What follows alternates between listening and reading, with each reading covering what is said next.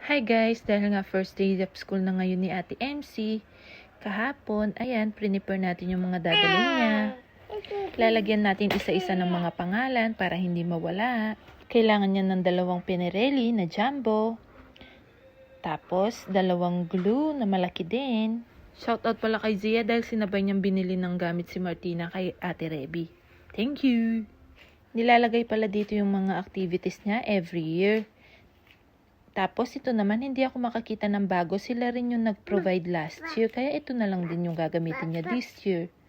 Huhugasan na lang natin dahil madumi na yung loob niya. Kailangan natin baso pag kumakain sila.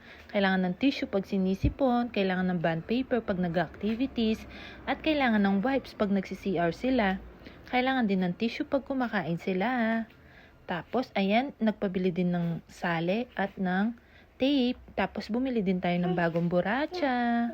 Ngayon naman, dito tayo susulat ng kanyang pangalan at ididikit natin sila isa-isa sa mga Pinarelli, sa pandikit, sa lahat ng yan. Ididikit natin. Para walang kawala. Ayan, nakasulat na nga ako at magdidikit na tayo. Let's go!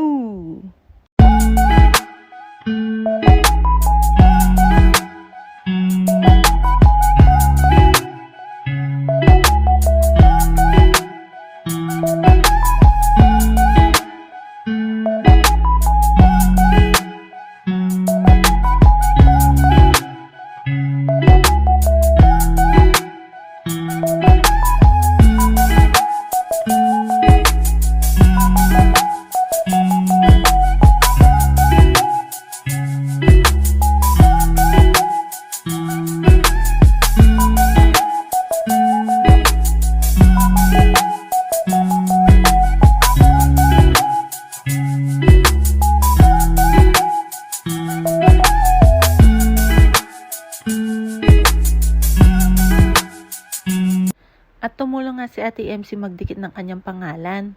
Abangan nyo yung first day of school niya, guys. Thank you guys for watching. God bless. Bye!